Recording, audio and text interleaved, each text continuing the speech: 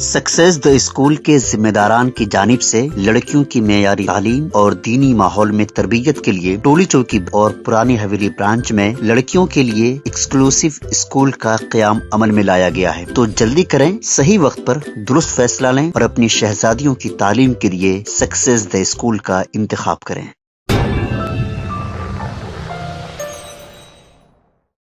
حیدرآباد کے ایک طالب علم امریکہ میں لاپتہ ہو گئے ہیں، جبکہ ان کے والد کو $1200 ادا کرنے پر ان کے بیٹے کو رہا کرنے کی فون کال موصول ہوئی ہے۔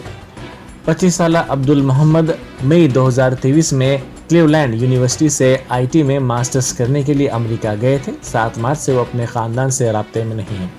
ان کے والد محمد سلیم، جو ناچارم کے رہنے والے ہیں، کو ایک نامعلوم شخص کی طرف سے فون کال موصول ہوا، جس میں دعویٰ کیا گیا کہ ان کے بیٹے کو کلیولینڈ میں منشیات فروخت کرنے والے ٹولی کے ارکان نے اغوا کر لیا ہے۔